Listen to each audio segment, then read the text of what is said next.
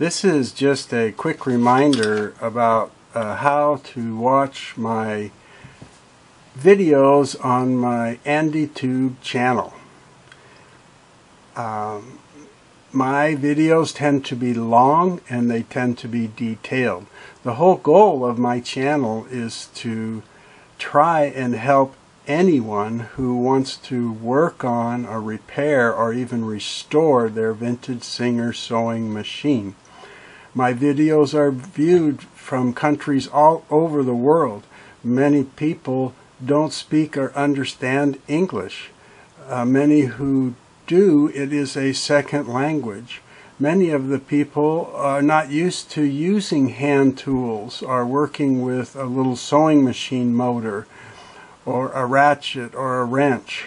So that's the way I make my videos, is thinking if even people who've never used a tool could do this. And I know that for some people who are mechanically minded, or they've worked on machines before, or they're just impatient, my videos tend to be slow to them. And I frankly get tired of getting emails about it, but hey.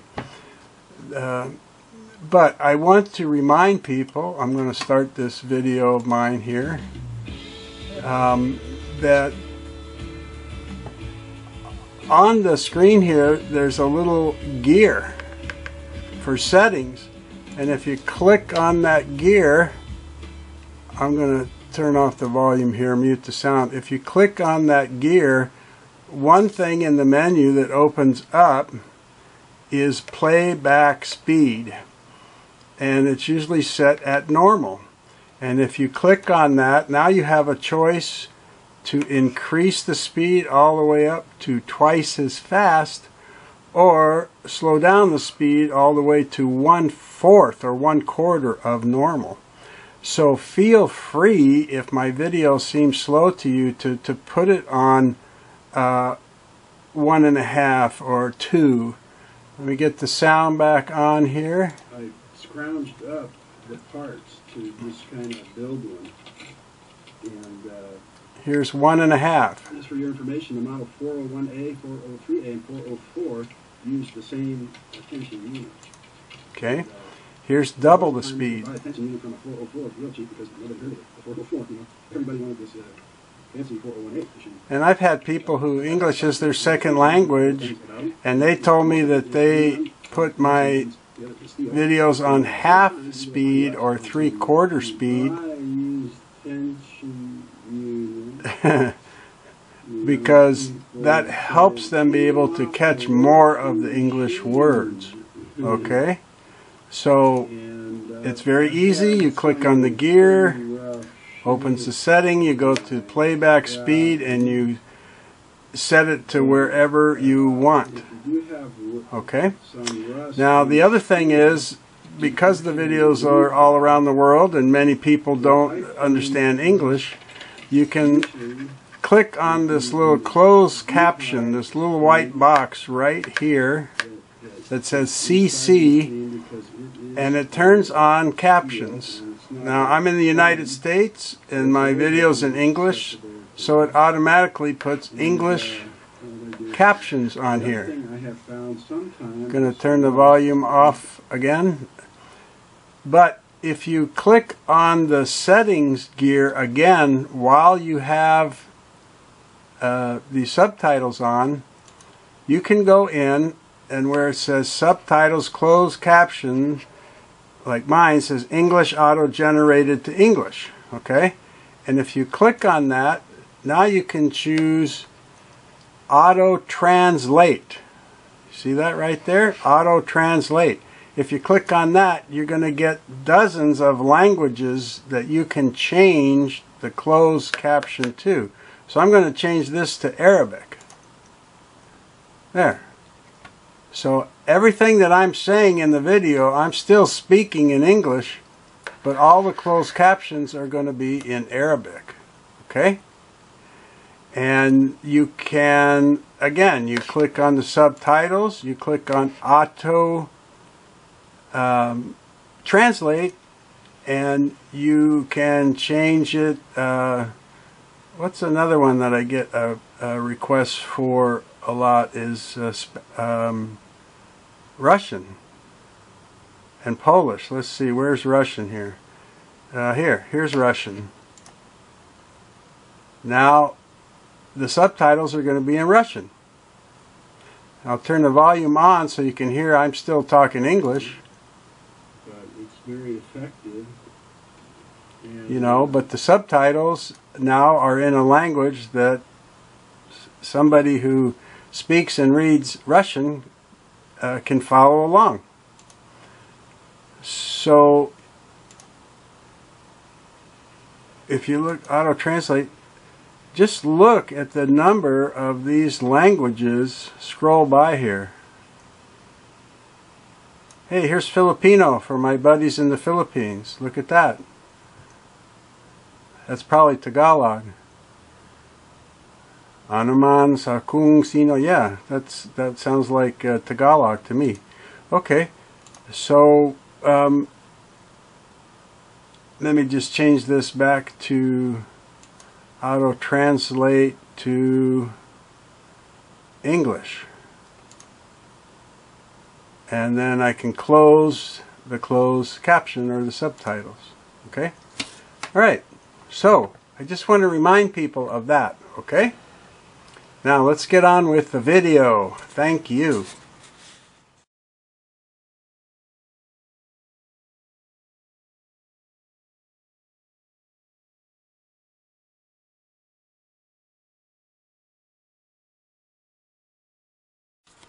This is AndyTube.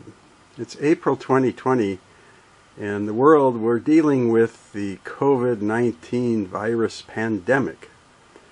And viewership on my channel is up about 180% since March. And I've had several requests for a video about what to look for when buying a vintage Singer machine, or when you've been given a machine. And I've decided to do that video, this video, before I start on another restoration. So I'm just going to show you how I do it when I go to look at, or I see a machine online I'm interested in. And there's probably many other videos like this, I don't know, but this is going to be AndyTube style. And the first thing I'm going to do is tell you to look online for information. So let's get started with that. Okay, as I said, if you're looking for a machine or you've been given one, try and find the model number of the machine, because I'd like you to go to singer.com/support. Or you can even go to singer.com. Let me just do that. And singer.com. And on the landing page here, oh look, they have a notice about the COVID. It's taking them longer to process orders because they're running out of machines. Anyway, on the landing page of singer.com, on this menu bar over here on the right, you'll see the manual support. So if you click on here, you'll go to a support landing page where you can search for a manual. But you search by model number.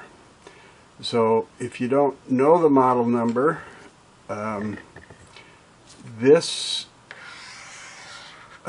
click here. So don't know your model number? Click here. And I'm going to do that, but open a new window. It's going to take you to some pages that show you where to look. After 1990, they started putting this sticker back here below the hand wheel with the model number and electrical information and so forth. And from the 70s and the 80s, they put the model number up here on the side of the nose, facing you when you sit at the machine. This little area right here is where you're going to see a model number. And from the 60s, and earlier, there's going to be a small notation on the front of the machine right here. So they moved it from the nose right here over by the stitch controls. And then before the 60s, they put a plate someplace near the stitch control, and they might have a big cover plate or a small plate, or it might be on the indicator plate for the stitch lever, and they'll have a model number there.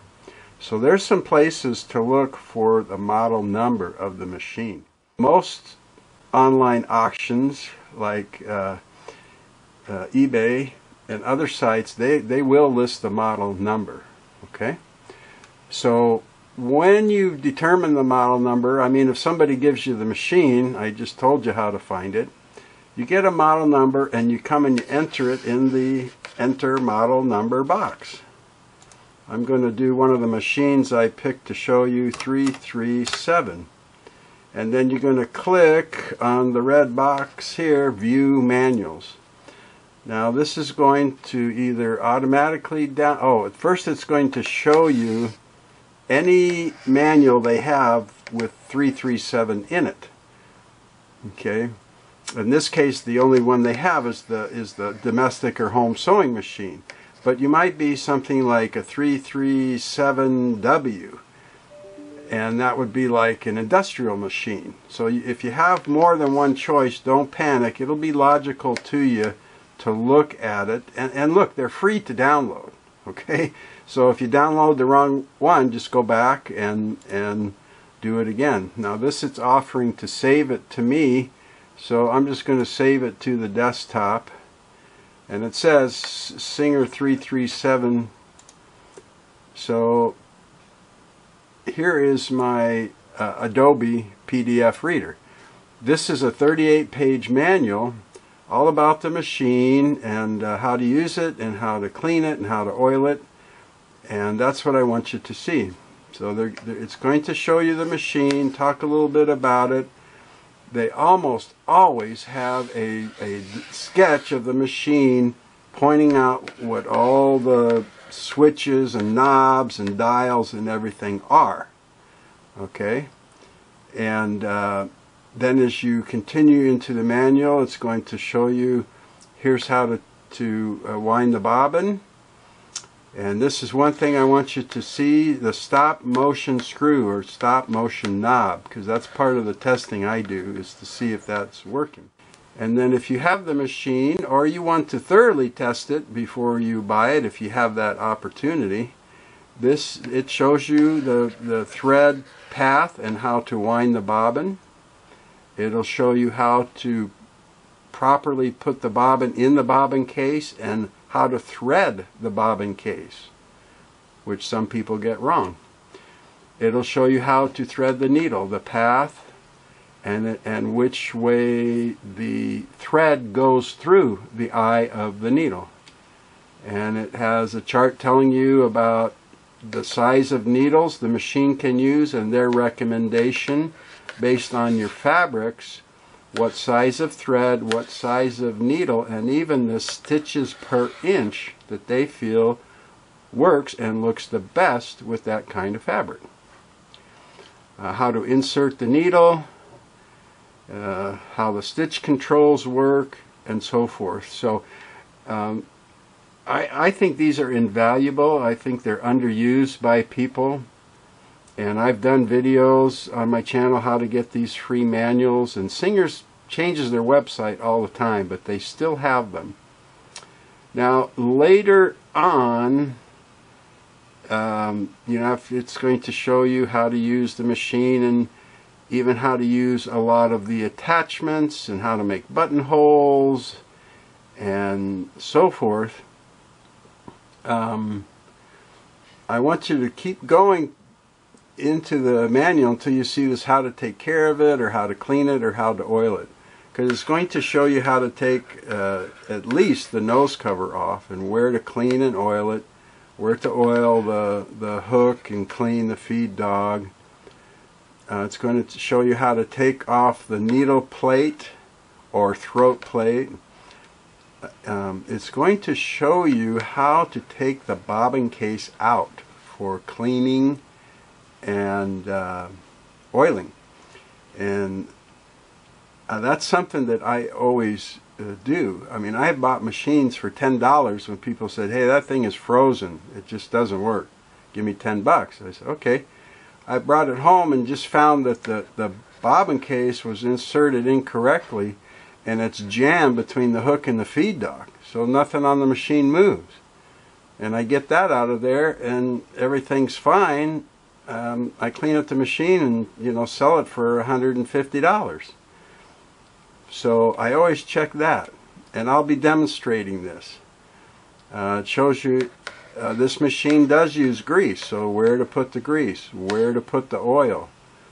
And the bottom, you're going to see, and I inspect this, look, there's no timing belt down here, and there's no gears.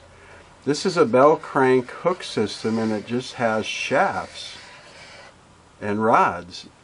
So it takes oil, you oil all this stuff, but there's no belt to break. You know, and I want you to see what to expect on the machine. Maybe you don't like a bell crank hook because it oscillates back and forth. It doesn't go in circles, so it kind of has a little sound that some people don't like. You might love this. Wow, it's a bell crank, so I don't never have to worry about a belt, you know. Then it's going to have some electrical information and how to change the light bulb and so forth. So that's the reason I want you to get a manual and learn about the machine before you go look at it, so you know what to look for, and if you got the machine, how your machine works, what all those functions are, and where to oil it and so forth. Okay. Now I've got 500 videos on my channel, and you can go to my playlist, and they're listed by model numbers, and you can, you know, take a look at one or two videos for the model number and say, whoa, I don't like that machine, or wow, that model's cool, I'm going to look for one of those, you know, and you can download the manual and you can start looking around for that machine. So I'm going to go back over to the workbench, and I'm going to show you how I inspect the machine when I'm thinking of buying it. Okay, the first machine I'm going to use is this 337, the one I pulled up the instruction manual. And I wanted to show you this test kit, kind of, I guess we could call it, that I take with me if I'm going to be looking at the machine in person. I tend to buy most of my machines off of Craigslist because I like to see them in person before I buy them. So I guess you could say this is the official AndyTube machine buying test kit. It's just stuff I've started using over the years when I go to view a machine. I have I have a paper towel, and I can test sew on that also, and I always take some scrap of fabric if I want to test sew. I don't always do that. I take a screwdriver so that I can take the covers off the machine if I want to, and I take a flashlight so that if I want to check the timing, I want to be able to see the needle at the hook point or something like that. And I take a scissor. I take a couple of bobbins. Most of the machines that I buy use class 66. So I have a metal one and a plastic one, and they're wound with fabric in case I want to do that. I take a little lint brush in case I need to do that around the hook and bobbin area, clean it up. And I take kind of a standard size rubber tire that fits most machines if I want to test the bobbin winder. And I take some needles, usually like a number 14 and a number 16 and a number 18 if I want to get into that. And I think that's about it. I just have this little zipper case I bought at the dollar store, and for the longest time I kept this in my car, because you never know, I'd be driving around going somewhere and I'd see a yard sale or a garage sale, and I'd say, hey, and I'd go by, and if I saw a vintage Singer, I'd stop and look at it. I took the case. This machine came in a plastic carry case, the original plastic carry case, and I already took the top off. If you're interested in information about the case, I'll give more information about it at the end of the video. But so you go to look at this machine, or somebody gave it to you, and has the original foot pedal and the cord set. Okay, and then this is how I start looking at the machine. The first thing I do is put the machine in bobbin winder mode. I mean, sometimes when I go, people have it all threaded and they got fabric and say, here, try it, and I say, okay, I'll get to that. And I have bought machines that didn't have a foot pedal too. So anyway, this is just the method I've kind of developed. I'm going to put the machine in bobbin winding mode, and I know how to do that, so I'm just going to hold the hand wheel and turn this left. Now what's supposed to happen with that is, now when the motor would run, only the hand wheel would turn. Okay, and then I'm going to push the bobbin winder engagement lever over. You see it push the spindle. Up here is a tire that's now against the back of the hand wheel. So I want to see first, will the hand wheel turn? Is anything frozen? Because all it's going to turn, should turn now, is the hand wheel, the bobbin winder, the motor belt, and the motor. Okay, so it's turning, so that's good. None of that stuff is frozen. Now this I can see the spindle turning, so it's got a tire on there of some kind, in some kind of condition, so at least I know I could wind a bobbin right away, right? But I've got a problem already, because over here my take-up lever is still going up and down, and my needle bar is still going up and down, and it's supposed to be disengaged now. Let me lower this down. Let's go look at the hook. Okay, it has a bobbin case in place with the bracket that holds it and a hook, so that's good, but it shouldn't be moving, and the hook is oscillating back and forth. So that doesn't really worry me. Okay, even if it was not fixable, the only reason that they do this is so that if you had, there's two reasons. If you had fabric under your needle and you ran out a bobbin thread, you could leave the fabric where it was, slide open the case, sneak the bobbin out, and go wind the bobbin and put it back in. So you would want to disengage the needle and feed dog, right? Because you wouldn't want it moving.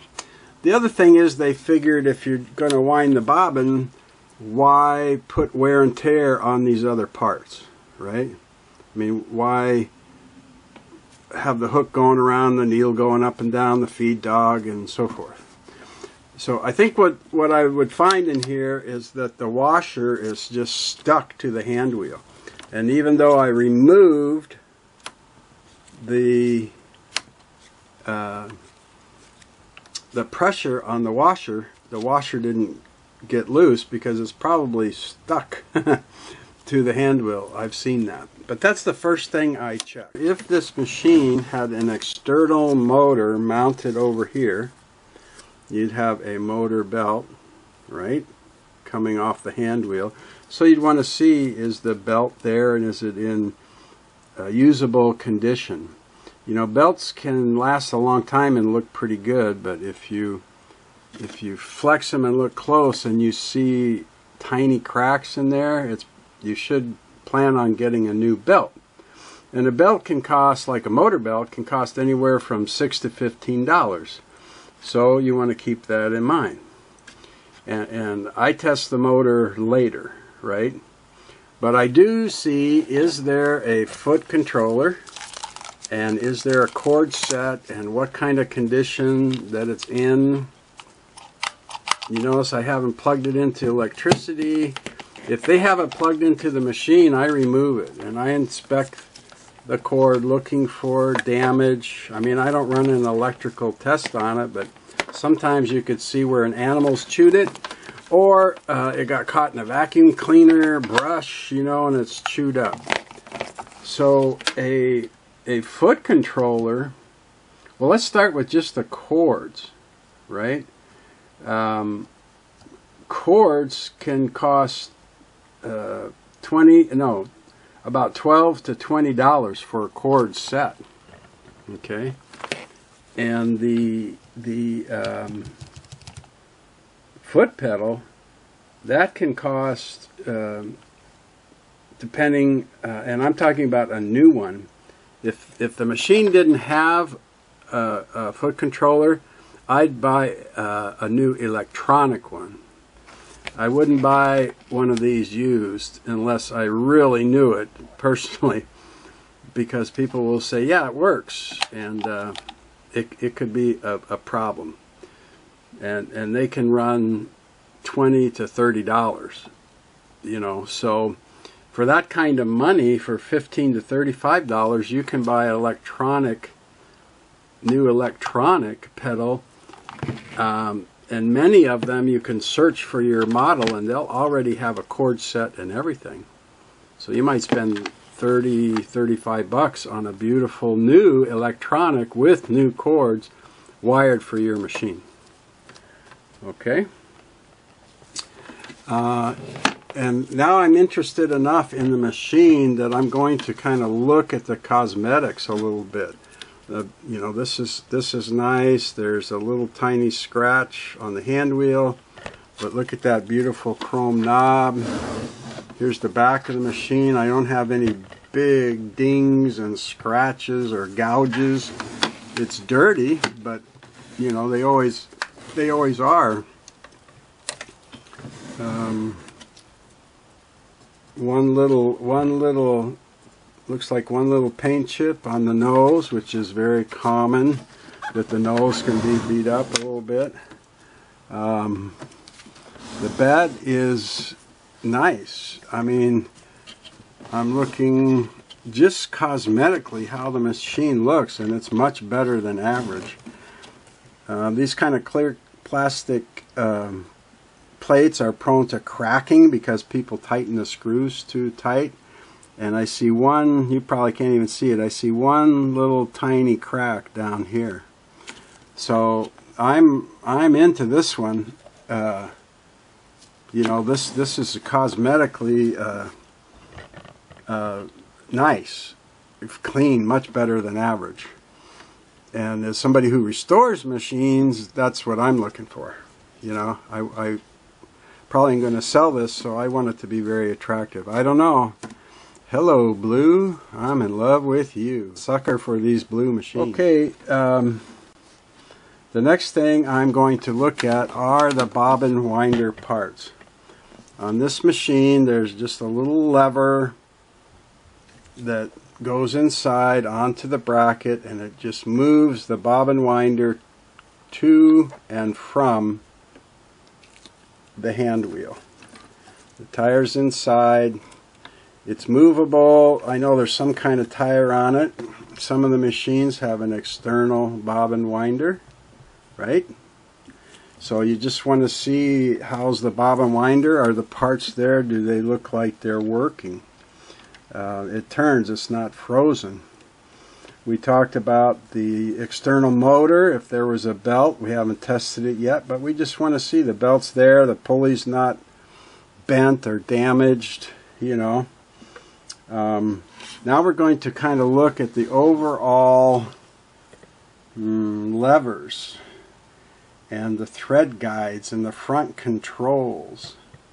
I see up on top it even still has what looks like the original spool pin. You know, you can buy spool pins.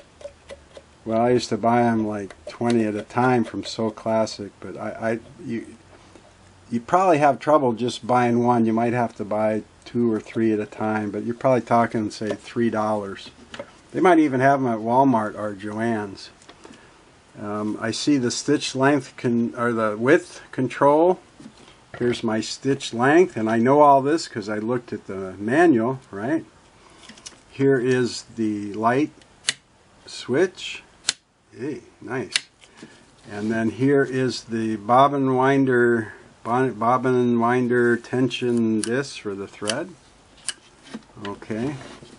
Wow, look how clean that machine is. The tension unit is here. I'm going to gently turn it. Don't force anything. If it doesn't want to turn, don't force it. You're going to have to clean it first. But the parts are here. We'll find out if anything is cracked in a moment. The original thread guard and thread guides are in place. It even has the little check spring. One of the other thread guides is up here on the arm, and that's in place and looks good. It's not damaged, bent, rusty. I know from the manual this is my presser foot pressure control, and that is a chrome knob and it's in place. It even turns a little. I'm not going to try it yet. And then I have the original little chrome thumb nut or thumb knob on the nose cover plate, and the little wire thread guide that's going to come from the take-up lever and down here, and then it's going to go down to another little wire guide, a little pigtail I call it, like a curly Q, that's on the top of the needle clamp. And these type of needle clamps, they also have a little slot right at the base there. That's the final thread guide. You would see that in the manual, and that has not been broken off. So that is all complete. And I see that it has a presser foot that looks like the vintage one, and it's the zigzag foot or multi-purpose foot. It even has a needle in it, and it has the original chrome presser bar lifter lever. Okay, so you notice I haven't like turned stuff or run the motor or moved too many levers or anything, right? I'm just inspecting it and making sure kind of everything is there. Okay, so now I'm actually going to plug in the machine if I have a cord. And now to be honest, at this point of my inspection is when I bought the machine. I made the lady an offer that was below her asking price. She didn't accept it. I said okay, and she says, well, you know, I found the buttonhole maker and the entire attachment set. Do you want that? And I said, if you have that, I'll give you your asking price. And she did have it, and so I gave her the $45 she wanted for the machine. So, but you know, like, I don't care if the motor brushes are worn because I'm going to restore the machine. I don't care if the motor belt is worn because I'm going to restore the machine. I'm probably going to replace it anyway. But for the most people, or if you have the machine and you're going to test it now, this is the next step. You plug in the cord, and that's going to also activate the foot pedal, and you're going to, there we go. You see the light? So it even has a bulb, and the switch works. And the switch is on there nice and tight. The little plastic nut is holding the switch in place. And that can be, because they're plastic, you know, the switch can be broken off, the plastic nut can be gone or cracked. That looks terrific too. So, we already inspected the tension unit a little bit.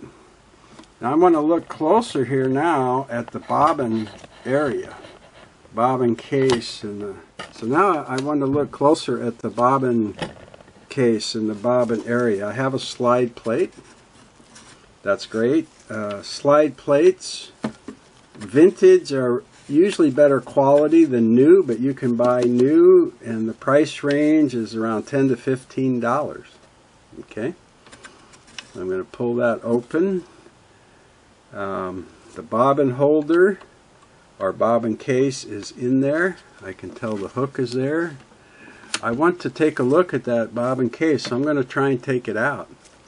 Now I know from the manual that I can lift up the positioning bracket, and it's supposed to spin, move over to the right, lift and move right, and then I'm supposed to be able to, let's see if the feed dog is up, get the feed dog up, move the bobbin case off of the hook and take the bobbin case out. And I see it's a vintage bobbin case, and it's in excellent condition. So a bobbin case like this, probably like this one, probably 12 to 15. They make what they sell ones out of China that they call new, and they're for a different machine, and they say they'll work on a machine like this, and they'll work, they're just a little noisy. So I would prefer the original vintage. But on like an Apollo bobbin case, plastic, you can buy brand new for $6. And I looked yesterday and saw an auction on an original featherweight 221 bobbin case, and the price was already up to $79 in the auction. Whew. So you want to see the bobbin case. Even it's not that expensive on this model to replace, I want to see it's got the vintage. You know, a 301A bobbin case, vintage, probably goes like that expensive price too. You know, 30, 40, 50 bucks. So I'm just going to put that aside for now. And I can see that the hook is in place. I can turn my hand wheel. And yep, the hook is going to oscillate. Yep. So I'm just going to put this back for now. Okay. Just put the positioning bracket back for now. It's a little stiff. Can use some oil back in there. Okay. I want to look at the needle plate now. I see I have a needle plate. Needle plates are $5 to $15. This is where I want to start checking out if the pressure bar is okay to lift. So I'm going to open up the nose here. I'm going to take off the little thumb screw and put it aside. There's this happens to be a metal one, and there's the little thumb screw. I'll put that aside, and I can look in here and see it's under-maintained. I see like lint and stuff in there, but I don't have a ton of dried up oil. So I'm still going to clean the area, but it looks pretty good. I'm looking at the spring here for the pressure bar, and this is where I'm going to try and turn this pressure knob left and lighten the pressure on the bar. Okay, it is turning. I'm going to make it a very light pressure. Sometimes the bar is stuck in the bushing. The oil gets in there and dries, and it's just like glue. And when you go to push this, it doesn't want to come up, and people will pull it up real hard, and they'll break the tension releasing bracket in the back, or they'll bend this lever. So just take a look before you do it and loosen the pressure.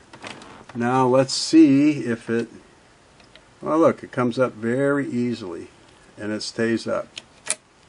Okay, so that's good.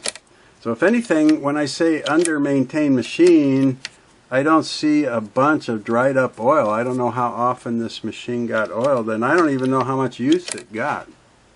Okay, but that's good and that works. So this is the time I want to take a closer look at my tension unit, and I'm going to turn it all the way left to 0. Okay, then I'm going to try and turn it all the way right to 9.5 kinda, and see it does that. Great. Then I'm going to set it on about 4. Now with the pressure bar and lever down, I should have tension on these discs. It should be the spring in here is pushing those discs together, and I do. They're tight. Now when I lift up the bar, I should see this front part move away. The lever back here is going to push that tension release pin and push this away, and then the tension disc will be loose. Now these plastic ones like this, the little bar in the middle of this dial that the pin pushes on is known sometimes to crack and break. So if I lift this lever and this doesn't push out, I've either got a broken part or a misassembled part. Let's see what happens. Oh, it's okay. Do you see it move out? See that?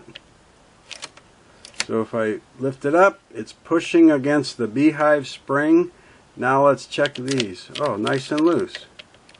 Well, they're sticky. They need some nice cleaning, but there we go. See how loose they are? Yeah. Then when I put the foot down to sew, goes forward, tension on the thread. Now they're nice and tight. So good news for me. The tension unit looks very good. And new or used, these are going to be $15 to $30. Now you can't find blue parts. You can't find this vintage style new. There's some new, more modern tension units made for other models of machine and even other brands that people have found out, hey, this will work on this Singer. So they'll sell it as a new tension unit for the Singer. And you can find these used on eBay, but I think I'm okay with that.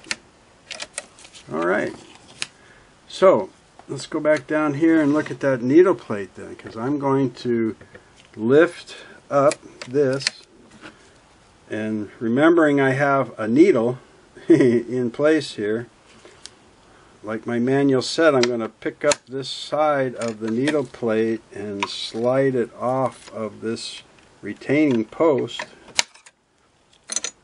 And this is the original needle plate. I always look here to see if there's a bunch of strikes, a bunch of scratches and stuff. And there's a couple of pretty minor scratches.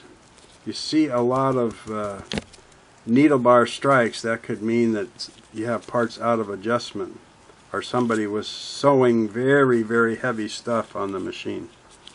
This looks great. So I have my little foot, and I have my feed dog, and when I look down in here, I don't think you'll be able to see it, but I do have lint and stuff like that. It's okay. You follow my videos, you could completely restore this machine. So everything looking good so far, right? You can put this back. Maybe when this is out, maybe when that's off, I'll show you this bobbin case again. When you put the bobbin case in or out, you want to turn the hand wheel over toward you so that your feed dog is kind of up as high as it'll go. And if you saw in the manual, there's a little positioning post down there that you put this part on. So you go in there and position it, and then you swing it over to the left onto the race. Now I'm just going to hold it there and turn the hand wheel to make sure that, yeah, it needs oil, but I have it sitting properly on the race. If I didn't, it would be stumbling around and falling off. I'm going to put this back on.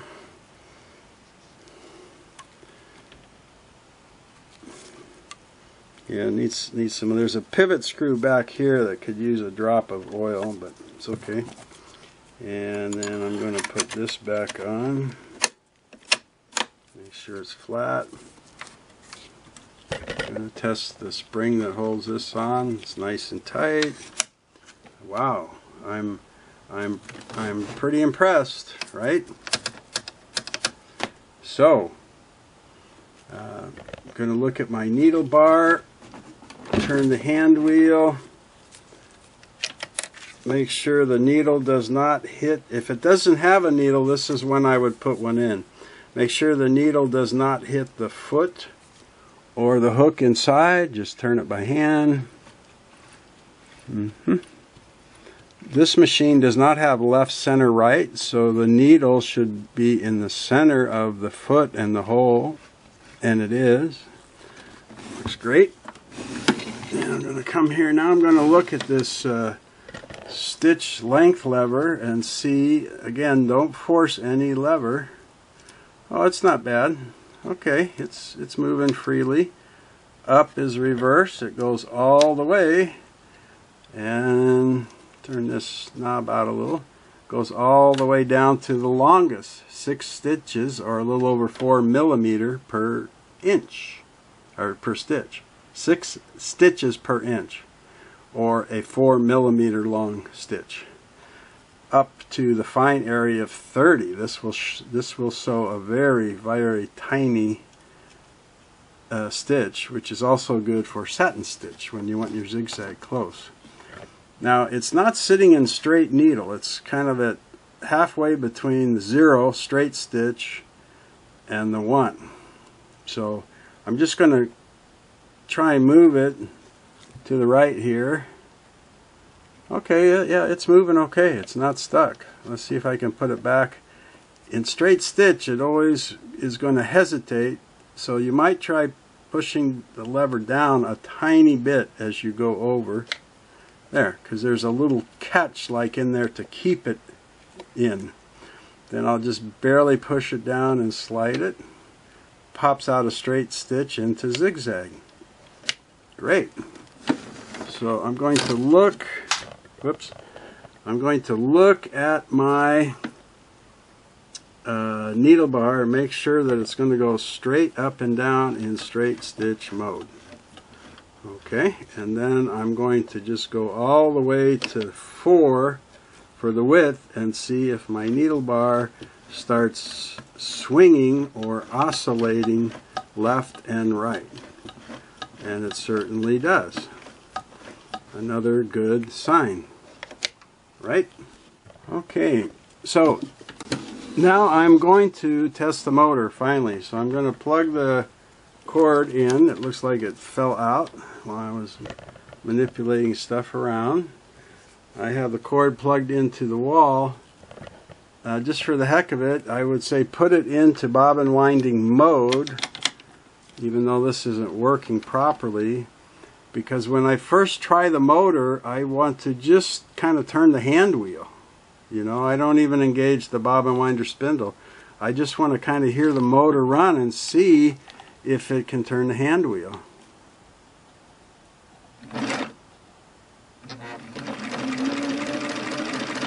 Which it does, but as I said before, it's not disengaging anything.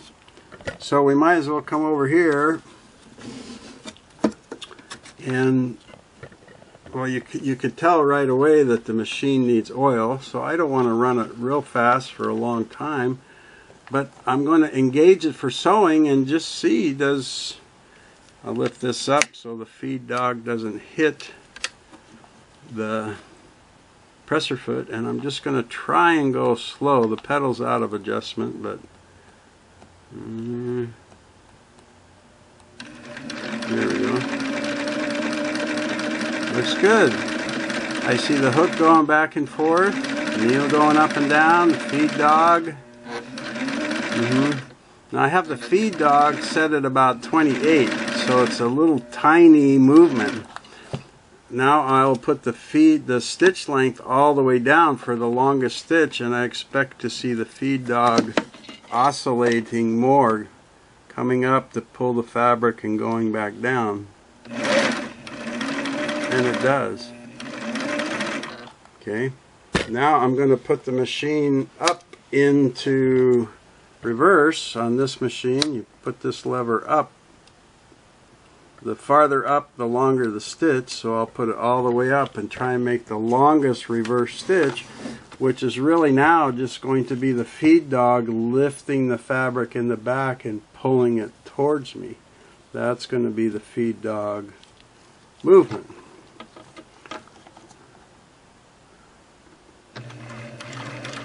And it's doing that. You see that. So that's good. Okay. Now the next step is going to be, I'm going to remove the motor cover plate to inspect the motor belt. In this particular model, removing the motor cover plate is very easy. Screws, I'm going to remove this three-way cord, and there is a cover plate screw right down here. Very pretty. This model, by the way, was made in Great Britain, actually in Scotland, Kilbowie. And there's another screw up here, right up under the hand wheel. Okay.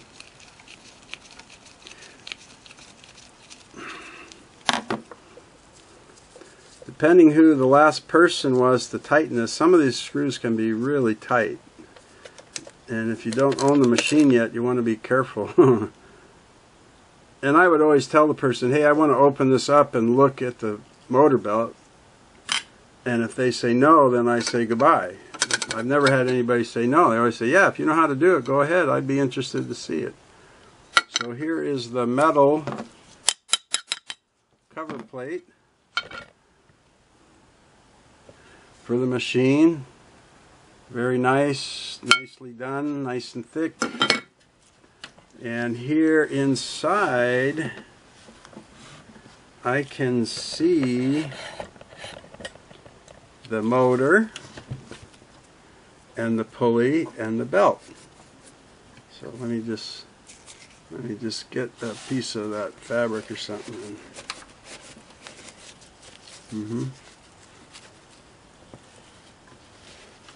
And a little bit of black came off. Of course, I'm going to have to take the belt in better light and inspect it, but it feels very supple. It's not shredded. If you look down here, you will see little crumbs, little black crumbs, and that's the edges of the belt flaking off. And that's very common. Sometimes when you run this, you get a burning smell, a weird smell. That can be the disintegration of the motor belt. It can also be old oil in the shafts and bushings of the machine that you're warming up and heating, and it's, you know, burning, it's smoking, you know. Now, personally, I go ahead and plug this back in and run it when I can see an open motor like this, because if the bushings are in very bad shape, the motor brushes, you'll see sparking from the motor.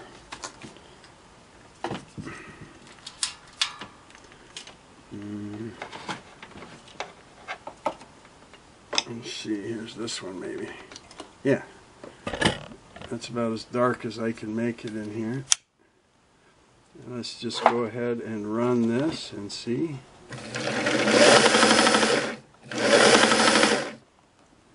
It's pretty dry, so I don't want to run it very much. It needs a nice oiling.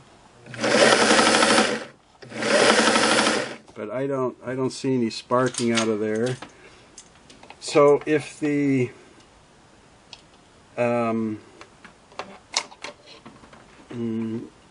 motor brushes are in anywhere near kind of decent shape, I like to leave them in there, because my opinion is the original Singer motor brushes are better quality than what you can buy today. So that inspection went well. You see, what I would do next is to look at the top or the bottom. So let's take off the top cover. Okay, just a couple of screws up here.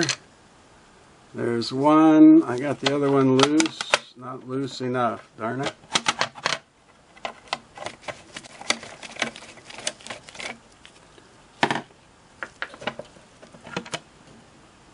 There we go. You got to watch this hole coming off of the pressure regulator. There's the other screw. You see, it's a different style, fat with a short thread that goes in the front nose end. Oh, actually, these are both like that. Sorry, these are both that way. Sometimes the one in the front is smaller. Here's my arm cover.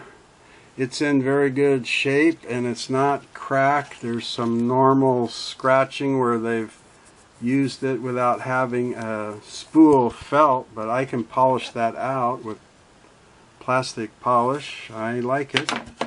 Let's take a look inside here and see. Yeah, we kind of have the same story going on here. Not a lot of old dried up oil and grease. Here's the pattern selector. You could call it a camshaft, but it only has one pattern, and that's the zigzag. And here's the little follower. So I'm going to move this into zigzag, and we should see the follower come over to follow the pattern, right? There it goes. Right? And then it'll fall away when it starts to move. Wait, let me so here it is in zigzag. I'll move it back to straight. It doesn't swing away, but when the motor, the next time the machine runs, the little pattern will push it away and it'll stay away then. Okay, it won't still zigzag until you start moving it back into zigzag. Okay, and then the farther you move it makes the needle bar driving arm down there move it farther. This is all clean. Here is the there's the forked feet connector. There's no rust in here. This is the lever. Kind of looks like a box end wrench. Remember that slide here to move the bobbin winder? It goes all the way back here to a hinge screw. But on the bottom of this frame is where that bobbin winder and tire. You can't see the tire here. You have to take off the hand wheel and the cover and stuff. But that's how it looks in here. You can get a pretty good look at the belt here. It's the original Singer belt, 196389 maybe. That sounds about right. Okay, still liking this machine. It looks great up there. So, whoops, I got my block up here. Now I'm going to lay a towel behind the machine so I can lay it on its back, and I'm going to show you how to inspect the bottom of the machine and if it has a plastic case base like this, how to get that off. Okay. Okay, I have the machine laying back and exposing the bottom of this plastic base for the case. And you're going to see something like a big thumb nut here to hold part of the case. And you may also see these two screws down here. And that's what I'm going to take off first to remove this case. This usually is a longer screw, and it goes in on the back of the base. There we go. And it screws into the hole like where the hinges in a cabinet would go. Okay, now let me go get this other one. And you see in the corners of this base that there's holes in it, and the rubber or vinyl feet, bed feet on the machine poke through. And that's because you can sew, you know, with the base on, of course. But I want to warn you that a lot of time these are broken and missing, and the steel screws that hold them on can be poking through. So if you get the machine and bring it home, don't set it on your nice wood table and say, "Honey, look what I bought," and scratch up something. You can buy replacement feet for these online. Okay, so I've got those two longer screws. Let's take off this thumb screw. There's supposed to be a felt washer, like what's on a spool pin here. Big fat thumb screw.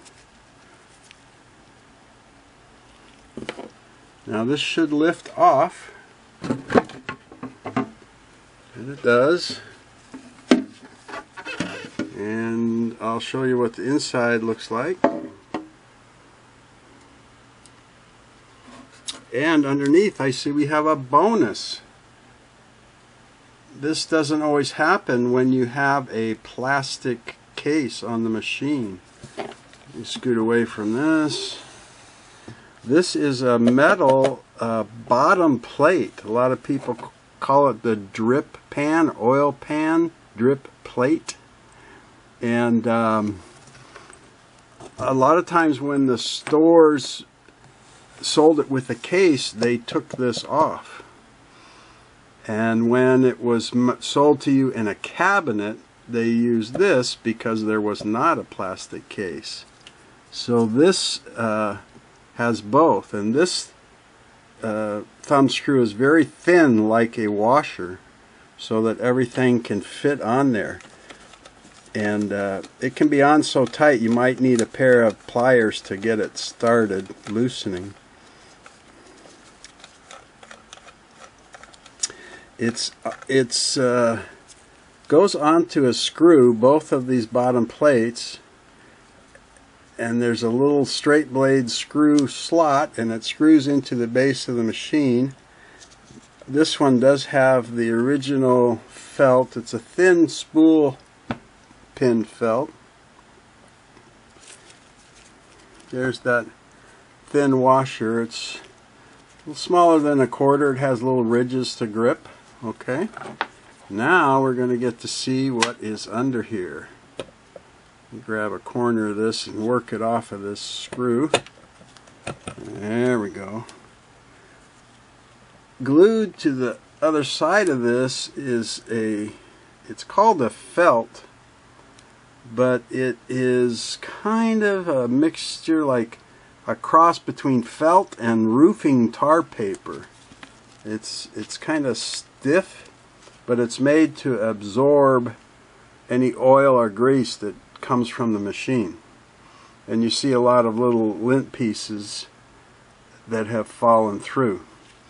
Okay, and then we're going to see the mechanics on the bottom of the machine. And this is what you want to take a look at. Oh, I'm running out of room here. as I mentioned, by downloading the manual, I saw that this does not have 2 pulleys and a timing belt to run the hook. It has this bell crank oscillation pitman rod. So the vertical shaft comes down, has a counterbalance, and this pitman rod is what works the hook. And then you have a feed dog lifter and a feed dog rocker. And over here you can see the adjustment for the belt tension on the motor, and you can see some of the wiring harness and so forth. This is pretty clean. I'll say again, an under-maintained machine. It looks like it got oiled once in a while, but not very often, which is fine. But let's just run the motor here a little bit and see how this looks running. There we go.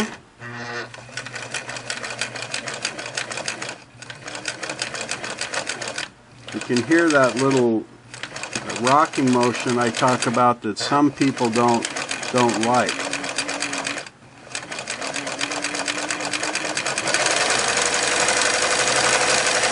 Wow, it looks good.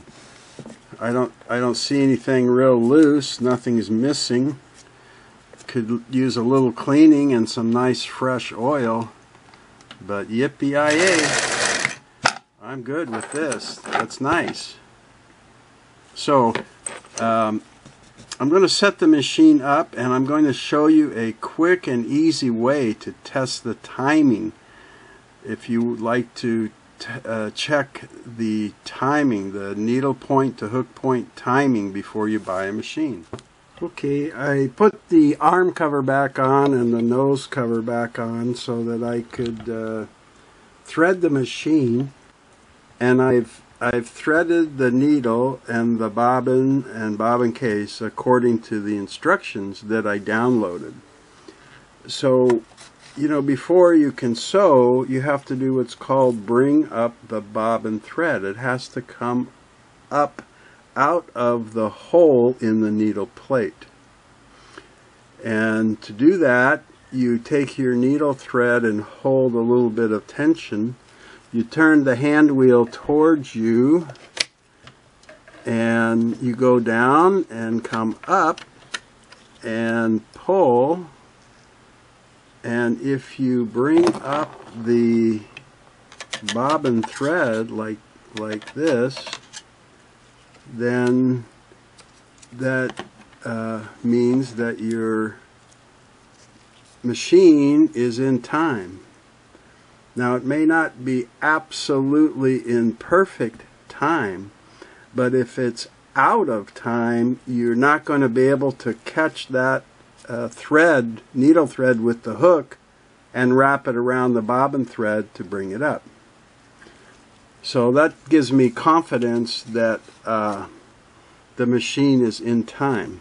Now I'm going to pull it back out of, I'm going to pull the bobbin thread back out, because I have had machines where I did this test in straight stitch mode, and then when I brought the machine home and was trying to sew zigzag, it was skipping stitches.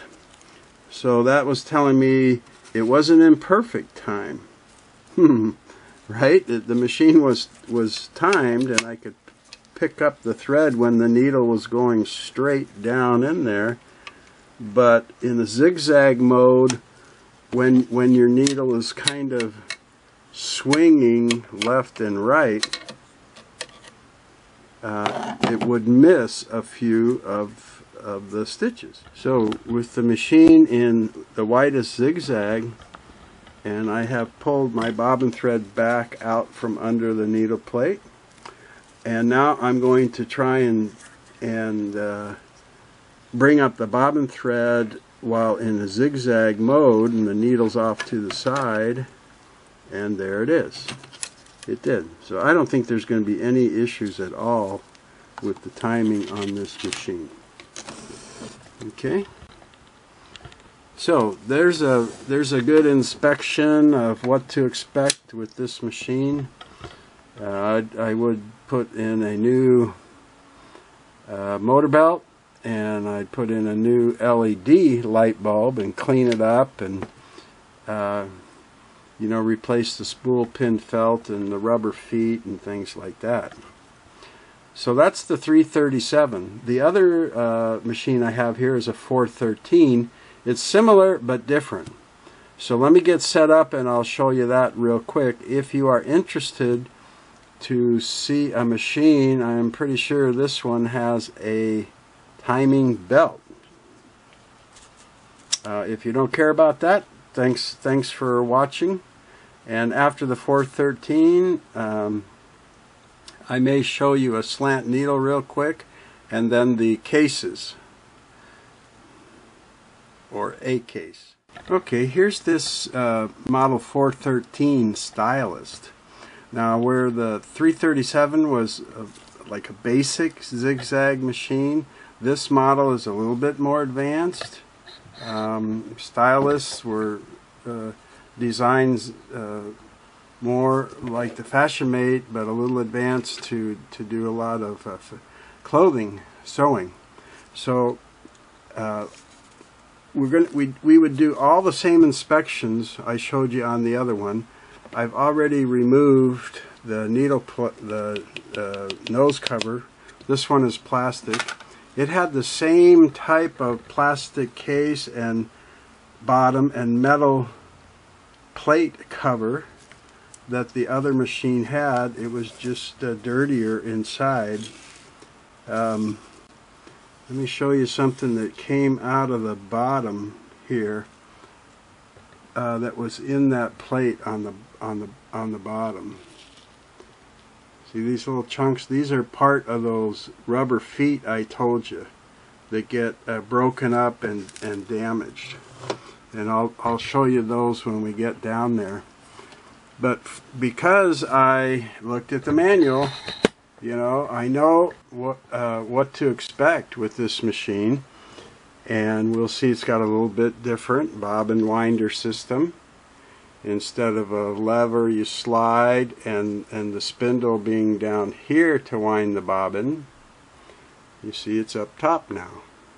It's the same principle though. Here's the spindle that's on a bracket and has a rubber tire that's going to go over and rub on the back of the hand wheel to get motion.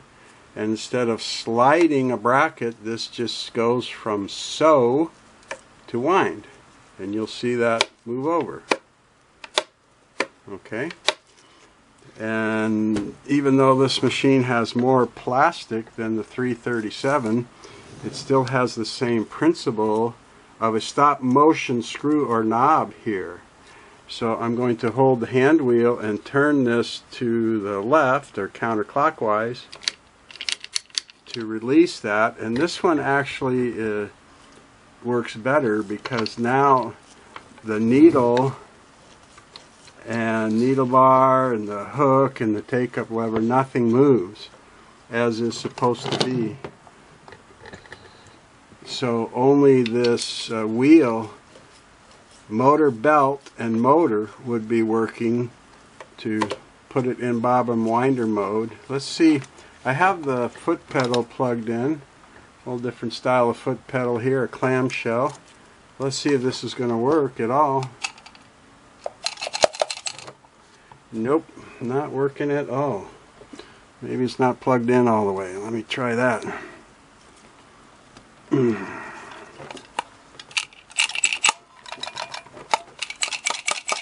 Nope. Okay. So we would inspect the cords to see, but there's a big deduction on the price, right? If the foot controller won't power up the machine and the motor's in place, that kind of tells you something's wrong, right? So we'll see. Let me plug it back in and try and turn on the light.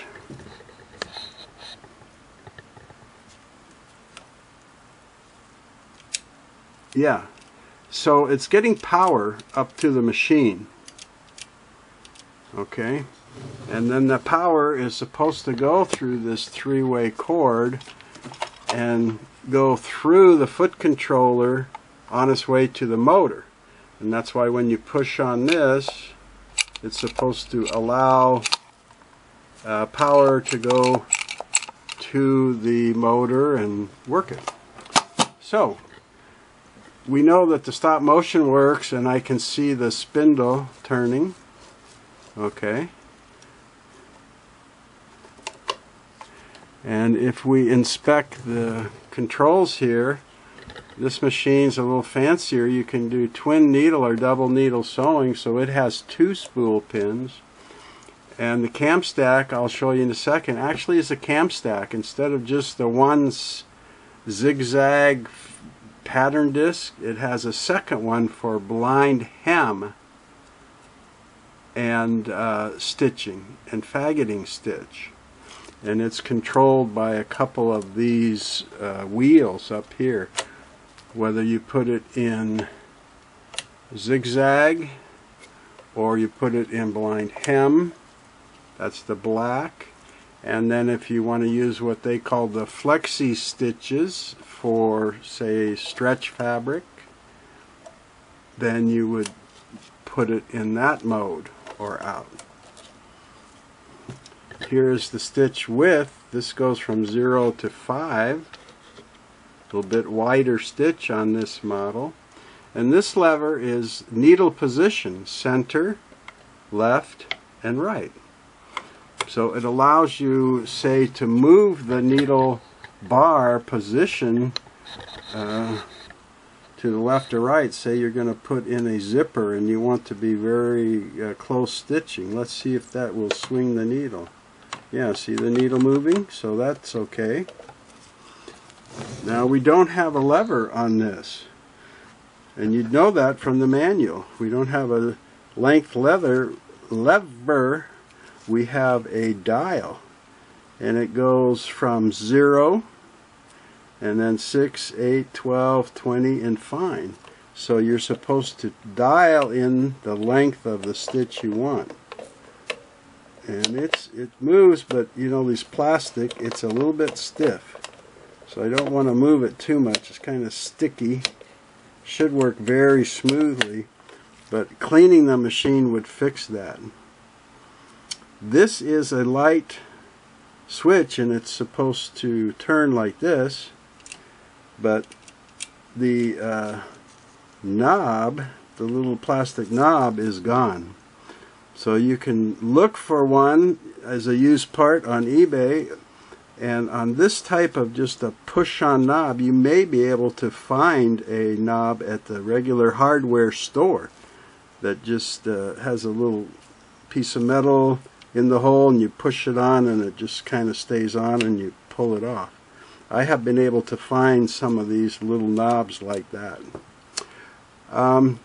Reverse on this machine is to push this in. A lot of people don't know that. I've had people tell me, you know, hey, somebody told me my machine has reverse, but it doesn't. And I said, what's the model? And I said, oh, you push this in.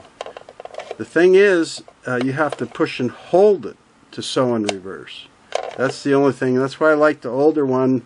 You could just put the lever up and then use both your hands to control your fabric. This, you have to hold it.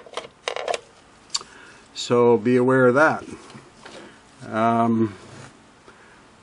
Looking again up at the top, the plastic is okay. You see that it's faded. It's faded. It's yellowed. It should be more of a cream color to match the body.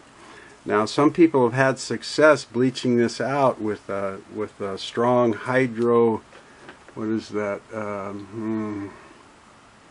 I'll have to think of that. It comes in the brown bottle. But you have to be a little bit careful when it has a colored printing on it. To me, it doesn't bother me. But hydrogen peroxide, you put hydrogen peroxide on it and put it in a plastic bag and leave it out in the sun, and it's supposed to bleach it back out.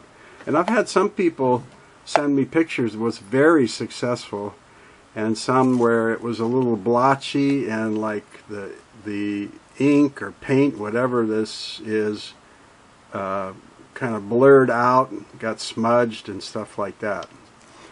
But up here you notice there's no chrome thumb knob. This pressure bar pressure system uses a dial, and I'll show you the front of that. But it does have the dual purpose thread guide to take the needle thread down to the tension, and the bobbin winder tension disc is up here, because you would see in the manual the thread comes here and around that disc and then goes to the bobbin up here. So it's looking pretty good, and it's not all scratched and beat up, and other than that missing light switch knob, it looks pretty good. Let's come down here. You see a little different system here. It still has the pressure bar and everything, but instead of a thumb nut that just twists and compresses this dial system is made to do that. There's no tension for like darning or monogramming, and then as you dial it 1, 2, 3, 4, it starts compressing the spring. Again, I like the old-fashioned one better myself, because this is set 1, 2, 3,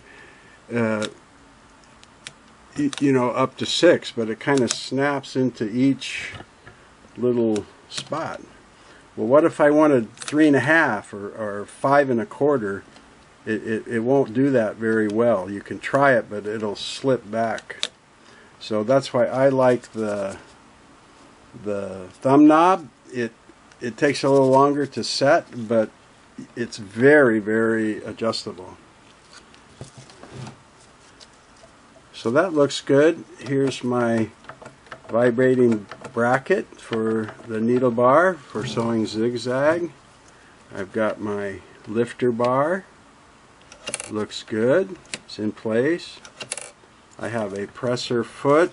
I have the needle clamp with the little pigtail and the slots not broken. This has the same type of needle plate as the other, but this has a little different style of bobbin and bobbin case, bobbin case and a bracket. So let's see if I lift this up and take that plate off.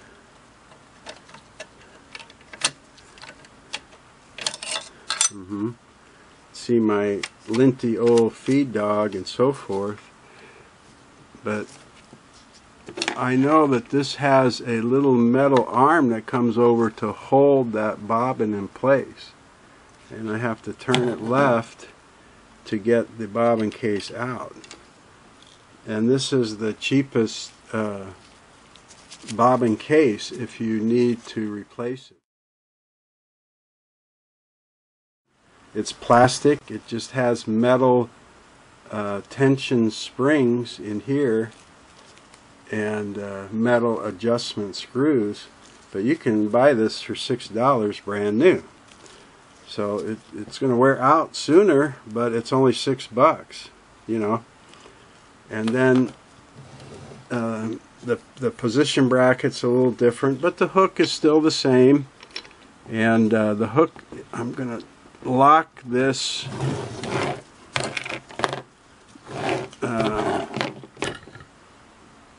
lock the stop motion dial back in, and there we go. Now I've got some needle bar and hook. Uh-oh, I'm hitting the hook.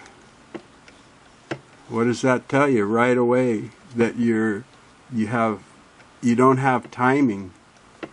Yeah, I'm trying to turn this down to see if the hook is going to turn. I'll turn it backwards. The hook is not turning. So the hook isn't rotating. So when the needle comes down, it's just going to slam into the side of the hook there and break. So not only is the timing out, but the hook is not rotating. Yikes. So, let's take a look at the bottom here so that I can show you this pulley and timing belt system. This is from the vertical shaft that goes up to the top. That's a gear up there turns this. That's what gets power. And then this timing belt comes to a pulley that's on the hook. Oh look, I can turn it from down here. I think I'm hitting that needle. Let me move the needle bar up. No, it's kind of weird. I can partially turn it, but it's not working. So I think I know what's wrong with this. I think we have a broken gear on the top of this shaft. And this would be why I like to buy the machines in person, you know. Because you get on these auction sites and they're just going to say, oh, the machine's not tested, or the light comes on, the needle bar goes up and down, we don't know how to sew. You know, so far I can't get any power to it, to the motor, and the hook isn't turning. Wait, let me go back down there and show you this other part. The motor belt adjustment is the same, and here's all the electrical wiring. This has the same type of motor as the blue 337, and it has the same type of motor plate cover. I can see the motors in there, so I've got a cord or wiring problem on this machine. And let's take the lid off, or the arm cover off, because I can show you that I can show you that little baby cam stack with the two cams or pattern discs on there. And I'm wondering if I can show you where that top gear is, and we can inspect that.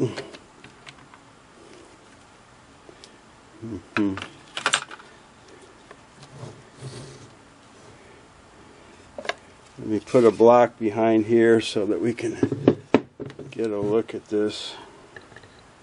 So here is the flexi stitch. You see it's going to move a follower, a selector, as to how the needle bar driving arm is going to connect to the pattern.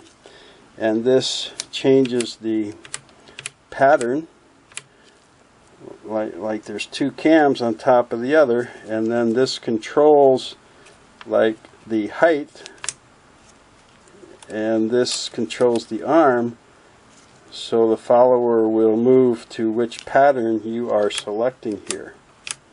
Okay, there's a light cord. Now you see how crowded this is in here. Why I bring my flashlight. Let me look in here and see, with all this stuff, am I going to be able to show you?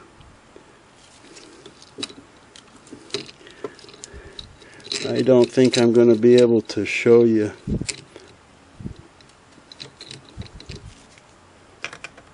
I can see that the plastic gear is just gone. All that's left is the metal hub. But I'm not going to be able to show you on camera. So I can buy a new gear for like $8 or $10, and I made a video about how to replace it. So I'll put a link to that video on the end of this video, so you can look at the gear change video if you're interested and see what would be involved. A lot of times when I've gone to look at machines and I explain to people, look, the hook is not rotating. You know, look, I don't have any power. You know, yeah, the needle bar goes up and down and there's a bobbin case and the light works, but it won't sew. You know, the hook doesn't even turn. How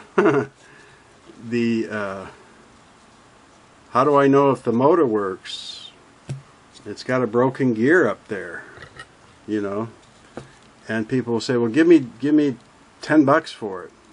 And I'll say, okay, well, some of the parts are worth that. I mean, this sells for $15 and stuff like that. And I know it's a broken gear. If I have to replace this, I could buy a brand new electronic one for $20 to $30, $10 for the gear. You know, for me, it would not deter me. And it came with a case, and it's pretty. I mean, yeah, the plastic is faded, but it's a stylist, and it's not all beat up. It just needs a good restoration. So for you, you would probably walk away from this. Hey, why buy a headache? Unless you wanted to, you know, fix it up and restore it and stuff like that. But that's exactly why I like to see them in person when possible, or tell them make a video of it running and show me, you know, the hook, the needle, the cam stack moving, all this kind of stuff, you know, before I'll buy it from eBay or something like that. So for most people, I would tell you, walk away from this. You know, you don't even know if the motor works. I see it in there, but what if it doesn't? For me, it's okay. I can get new brushes and redo the wiring or whatever, but you know, if you're buying this, especially now, to sew masks or something, forget it. Pay more and get a machine that's working. Right? Right. Okay, then quickly I'm going to show you how a 404 straight stitch slant needle machine to show you a gear driven system. So we've seen the bell crank hook, we've seen a timing belt with pulleys, and a hook that's run off of a belt, and then I will show you one that geared motor and geared hook with no belts on the machine. Alright, here's the last machine in this video. This is a slant needle Singer Model 404. They're called slant needle machines because the needle bar and the presser bar and the whole nose actually is slanted at a 9-degree angle, and that moves the needle about an inch closer to the user. And the slant presser feet are about a 1/4 inch taller. So the reason for this was to give a really good view of the work area for the user. And I approach these machines the same way. I would go to singer.com/support, download the instruction manual, look it over so I knew what to look for. Now this is a straight stitch only machine, and as far as I know, it's the only domestic machine Singer ever labeled as heavy duty. But I would do the same thing. I would come down here and I would loosen the stop motion screw or clamp and see if I could turn this. Now you're going to have a different resistance than one with a belt because this is a gear drive motor inside. So this one does turn freely here. Happy to see that, right? Okay. And the needle bar isn't moving. And let's see if the hook is rotating. No, so that's what's supposed to happen, right?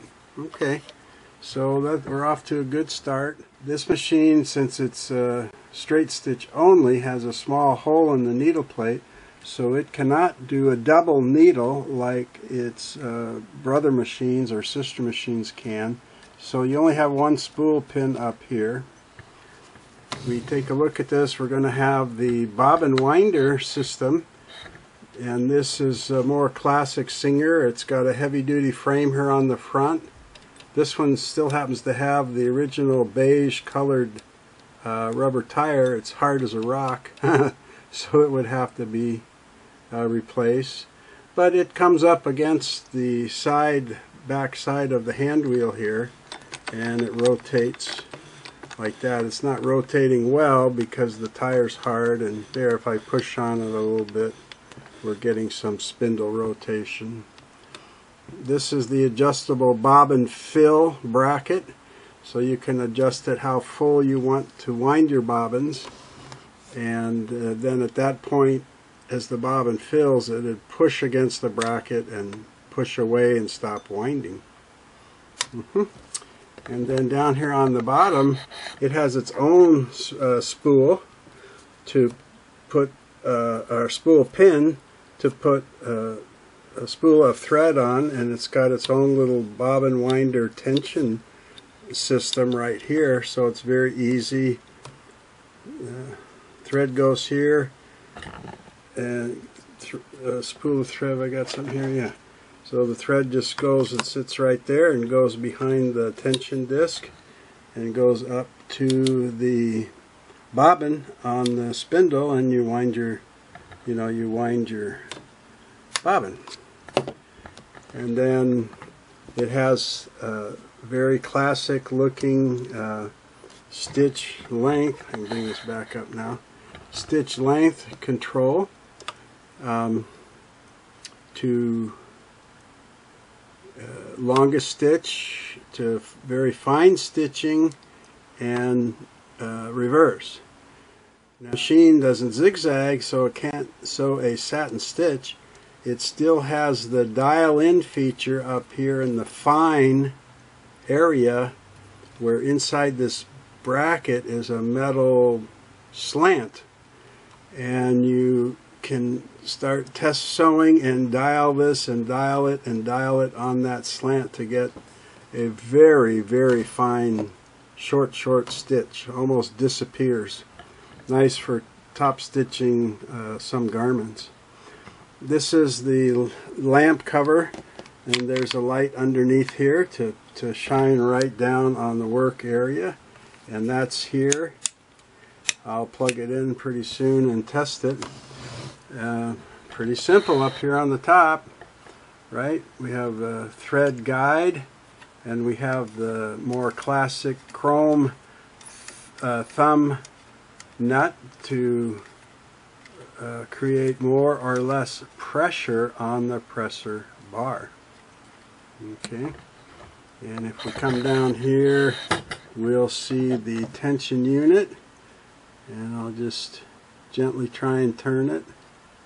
It does. It's pretty stiff. I can tell it's kind of dirty, but it is moving, so we'll test the take-up lever and see if the pin is going to work on that. The other thread guards are in place here, around here. The nose end thread guards here. It's a little loose.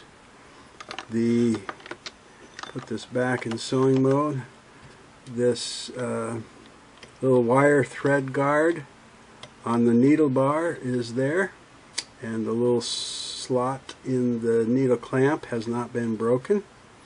It does have a straight stitch presser foot, which is what you'd expect on a straight stitch only machine, and it has a big old heavy duty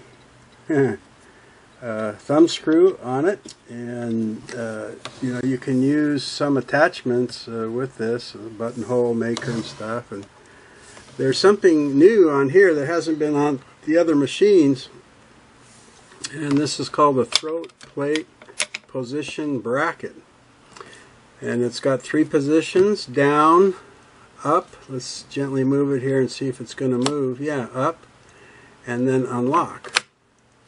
And the purpose of that is, if you're not familiar with a slant, these machines, is that if it doesn't drop the feed on this model, when you move that lever up, it elevates the needle plate up a little bit, so the feed dog cannot reach the fabric anymore. And that's all you have to do if you're going to darn or monogram or something like that. You just lift up that lever to the up position, and it elevates the throat plate.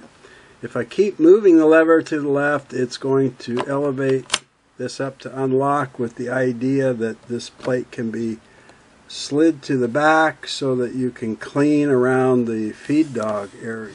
And it's sometimes these are so sticky they won't budge, but it's working. It's not elevating all the way, so it may be out of adjustment, but at least the elevating pins and the bracket and everything are moving freely. And then here's your slide plate, and this also has a class 66 bobbin, and this one has a bobbin in place, and it has a similar bracket system to the 337 where you lift the positioning bracket, and this one, instead of swinging, they made it slide. They put a couple of arms on here, and there's a spring under here, so you lift it up and just push it straight to the right. Instead of swinging, it just moves out of the way. That allows you to remove the rotary hook bobbin case, and this is the original vintage one, and it's in great shape. So that's good. 15 or 20 bucks to replace that. And now I can actually see the hook and the hook point, so I'm going to turn the hand wheel and see if the hook is rotating. It is. So, and it's rotating pretty smoothly, really. So that's a very good sign. I'm happy with that. I'm just going to put this back in here. Put it. Same thing. There's a little positioning pin. You put the little fork on the end there against that pin and move the bobbin case to the left, and then you position it and hold it with this little spring arm. Might as well put the bobbin back in there. That's not the original bobbin, I can tell. But that's okay. You can buy bobbins. So let's go ahead and look at the nose here. Let's see if I can get this back a little bit without falling off the back of my workbench. On these machines, there is no thumb screw. The door is on some hinges, if the hinges aren't broken, and just swings open. Uh-oh. And this one, see this little pin right here? That goes into a hole down here on the nose. And there's supposed to be a matching pin up here that goes into a slot, a hole up here. I'll show you when I take the lid off. That pin is gone. And I've had these broken, and I've had these little arms that hold the pins. I found them broken. This hole actually looks bigger than normal. Like maybe they lost their pin, and had something bigger. I'll have to take a closer look at that. But you can put a finishing nail, usually cut and smooth down, and replace these little hinge pins with a finishing nail. I've done that before. And if this arm is broken, I've used, what is that stuff, that putty? It's like a two-part epoxy putty, and you mix it, and they have one called steel. And you just mix it up, and I'll put the pin in there where it should be, and put the putty and shape it as best I can, and then when it's dry I can just file it to shape with a hand file. So even without the pins, it will sit up in there. And let's see now, this presser bar system is the classic. It's very simple here, just like in the 337. Comes up and down. It's working good. It's not stuck. And let me put more pressure on this thumb screw and see if it gets harder. Yep, it does. The spring inside the presser bar can break, and it's rare, but it does. I had that on the 401 I just refinished. So I'm going to go ahead and put this tension unit on about 4 and lift the presser bar. I want to see if it's going to release tension. with the presser foot down, I should have tension on these. You know, and this is set up. This is the exact tension unit of the 401 Slant-O-Matic, and the 403 has the 3 discs for 2 threads. Even though the machine can't use 2 threads, they just use the same tension unit. There, it does get loose with the foot up, and then it tightens back up. So I don't think there's any damage in there. It's just stiff and dirty and greasy. We'll look at the needle bar coming up and down. It looks good. When your needle bar is bent, you can see it sometimes, and even if it's just slightly bent, you'll feel hesitation as the bent part enters this bushing. See, they get the heavy duty part, this big needle bar bushing here, and this big presser bar bushing. That's part of the heavy duty part. My take-up lever is working good, so it looks pretty good. Cosmetically, I know I have this broken pin on the nose. Let's take a look at and it's dirty.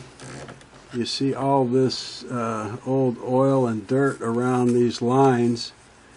So this was very dirty before. It sat someplace, probably in a storeroom or attic, without a cover, and it got filthy dirty, and somebody wiped it off. And you can see that where in here they can't get in these little spaces to wipe with a wet cloth. So you'll see really grungy areas. And that usually means the whole machine looked like this, and they wiped it off and sold it.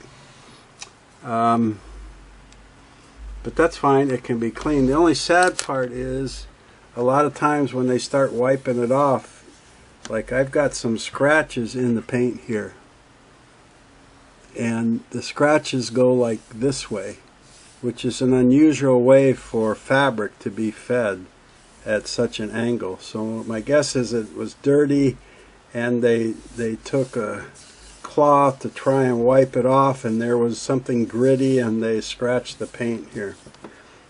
And that's too bad, but some of those I can polish out with a plastic polish. And I like the model so much. It's my favorite straight stitch machine that I'm going to still restore it. There's a good chunk of paint missing right here, and that's probably from hitting the stay bracket in a cabinet.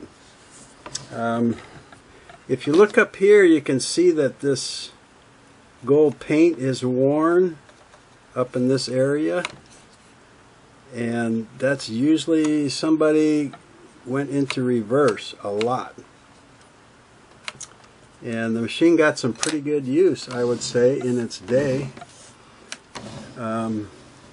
The other parts of the machine and the paint and stuff are nice. You often see scratches right here from the wood case, if it had a wood case. Again, you see all the filth in the cracks, so you can expect the machine to need a very good cleaning, like I show in my videos how to give it a shower. This isn't cracked or anything. It looks good. As is often the case, the back side of the paint is flawless. The decal is terrific. The paint back around this area and on the upright is nice. Only this bed area, and I think somebody really scratched that when they were cleaning it for sale. Too bad. If you remember on that case where I took the long screws out to get the case off, well, this is where those screws were going in, down here. This hole, this system, and there's 2 of them, that is made to take the hinge pin on the cabinet hinge goes in here, and then there's a set screw, and this machine still has them, that you tighten against that pin on the hinge, the end of the hinge bar, and you tighten it. So the end of the hinge, I call them lollipop hinges, would go up in there like that to hang it in a cabinet, right? And then this set screw would be in there and tighten against that hinge pin, and that's how you can fold the machine down, hang it in the cabinet. It actually hangs from two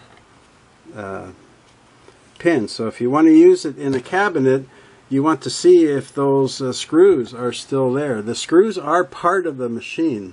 The hinges are part of the cabinet, but these set screws belong with the machine and left the factory. The machine left the factory with these set screws here for hinges. Okay, I'm going to go ahead here and get the machine up, and we're going to take off the top, and you're going to see an elegantly simple top end here, because there is no cam stack. There is no amplitude, stitch width levers or mechanism.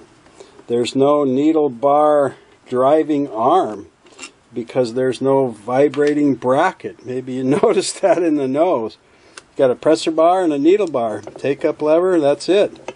Nothing to swing the needle in the nose, and there's nothing to make it swing up here. This is a cast aluminum lid. And you're getting the idea of what you're going to see inside. You see the inside of the lid is so dirty.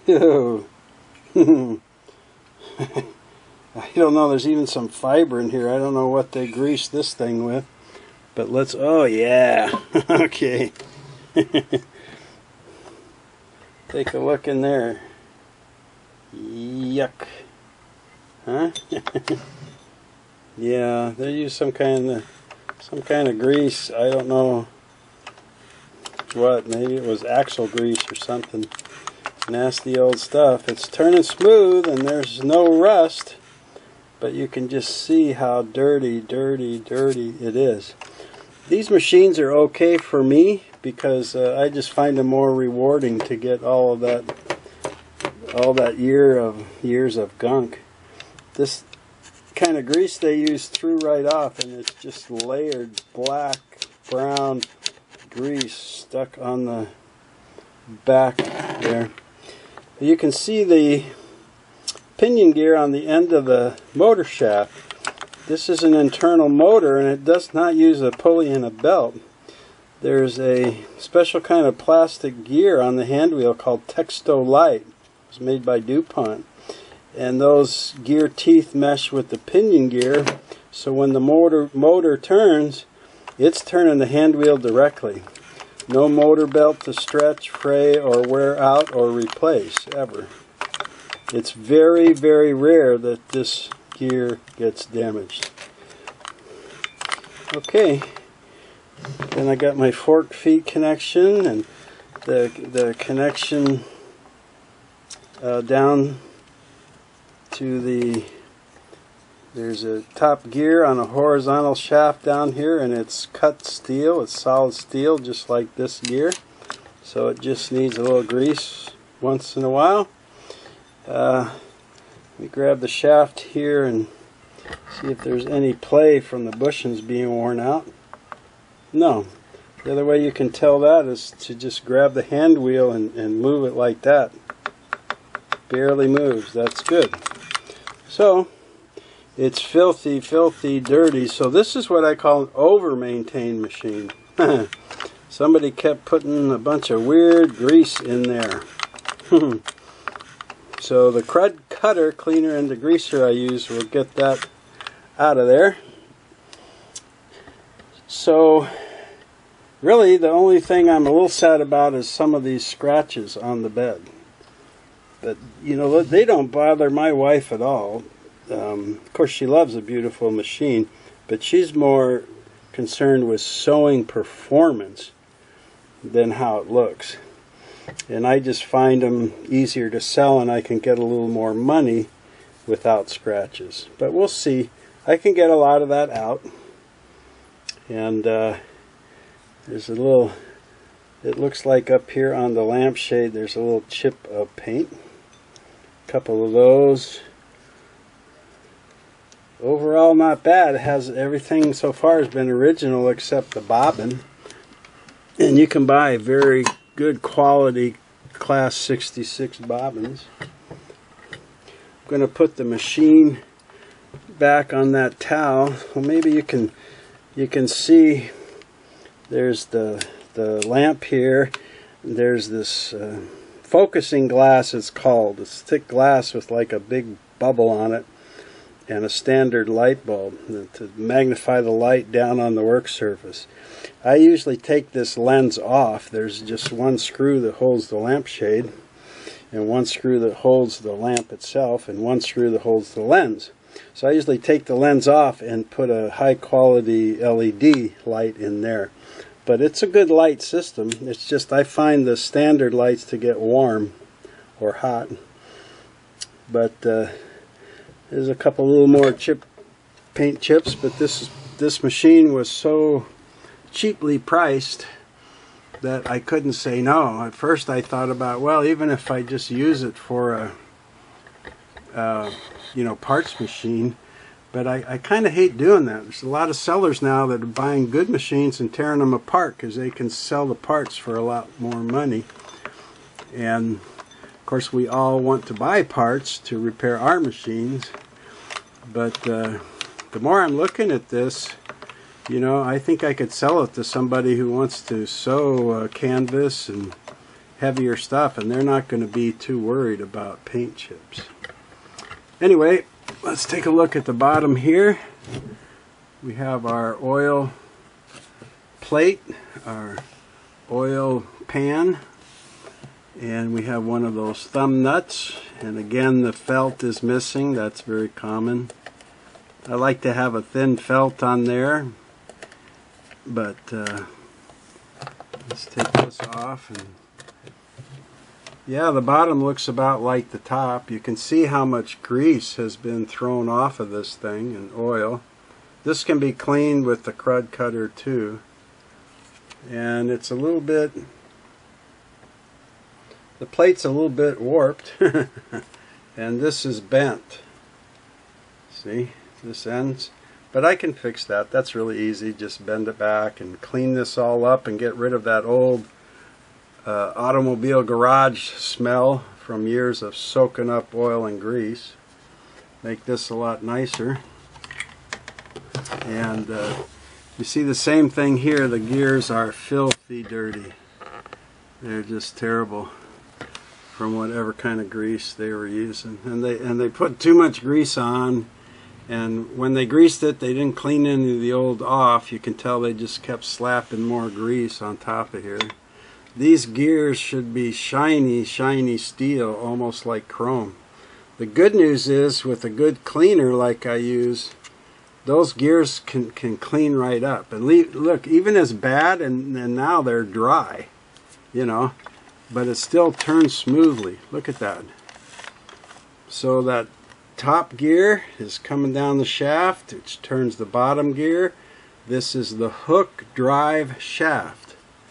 It's all solid steel, goes over, and this is the hook gear itself. So you've got 2, 4, 5, 6 solid steel gears in here that operate this. There's no timing belt and there's no motor belt. This is the adjustment screw for those pin lifters, and it is out of adjustment. This is that bracket I was telling you about when you move to raise the needle bar. See how that works.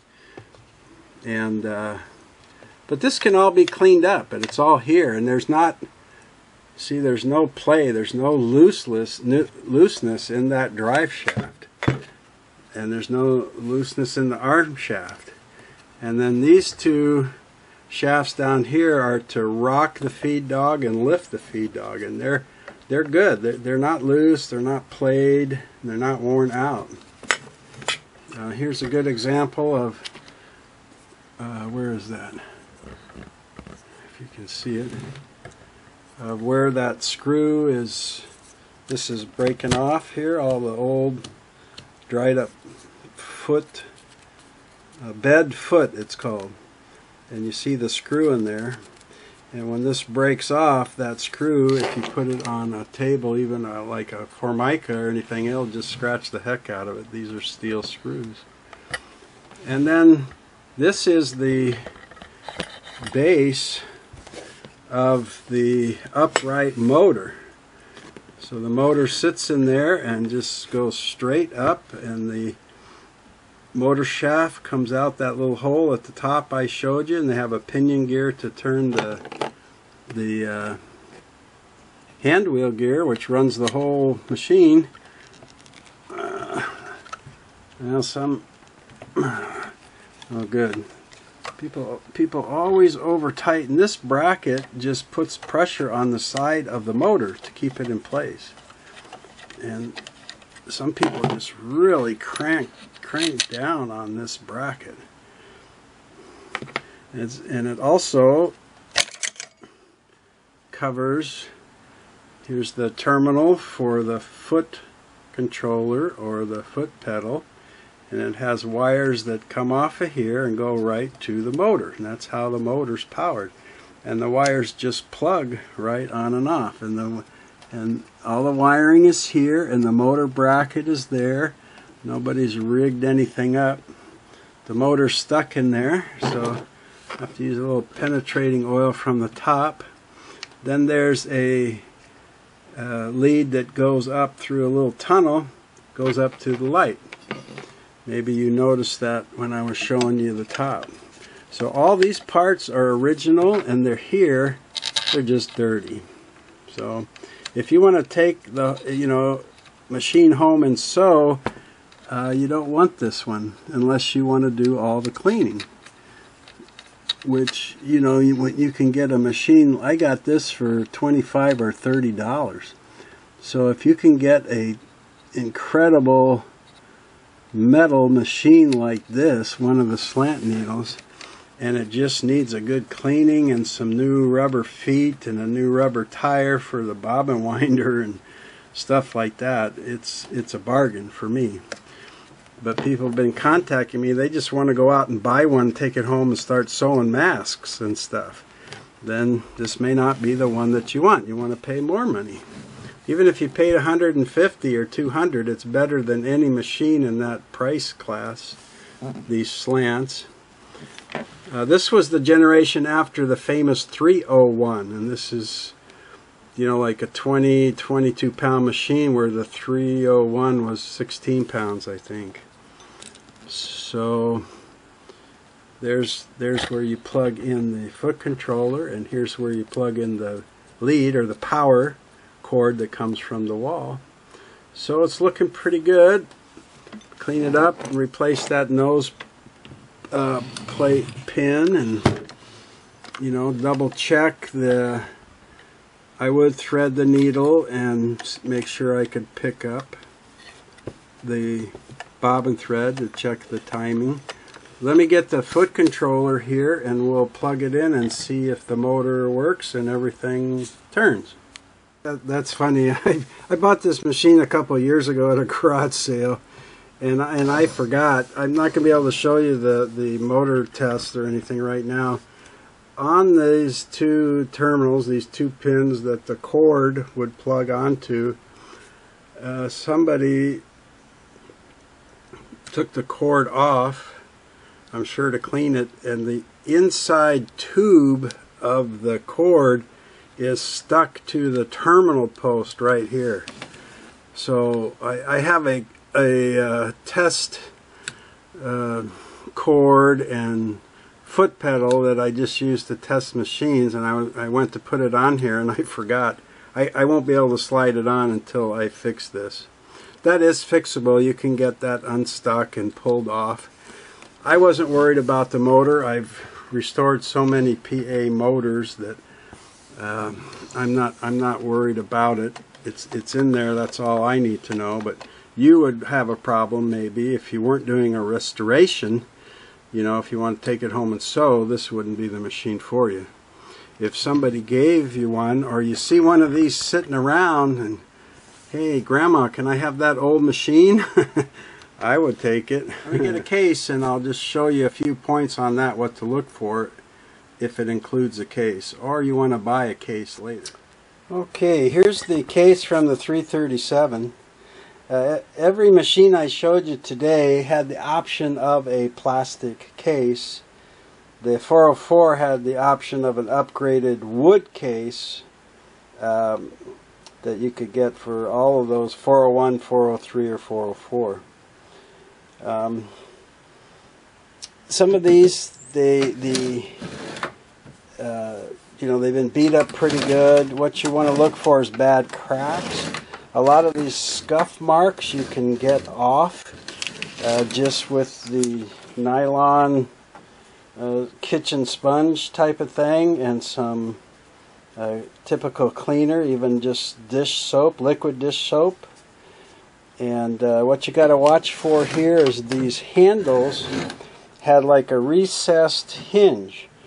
So they're flat, but when you pull them up, you'll see there's like a little hinge, or it's spring loaded. This has a spring in there so that you can comfortably get your hand in there. But when you're done, it lays flat onto the machine. So those springs can be damaged. This is vinyl on kind of a fiberboard cardboard, and then what really supports it is between these springy hinges there is a steel band about 1/4 of an inch wide, like spring steel, and that's what really is holding it. So you often see this vinyl cardboard thing cracked, torn, even missing. And I've had that, and I've taken and bought a nice leather boot lace and wrapped that steel piece, a double layer, with that leather boot lace, and they come out quite nice actually. So you want to make sure that the plastic isn't cracked around the handle. I'll try and show you the inside here. This one is good. It's got some scuffs and abrasions, and it's got some paint. They always seem to end up in the garage where somebody's painting or something. The back side, these kind of stylists and fashion mates, they have a little lip on this base. When they went to the slant needles, this is more just straight up. And on those slants, the plastic base is for a plastic cover and the wood cover. Wood cover, that fancy wood, vinyl covered wood that you see on the 401, that uses the same plastic base. Now, let's look at these hinges that hold it, because a lot of people find these broken and bent, and I'll tell you why here. But you pull the top of this out, and then you extend the bottom. See how that rocks out then?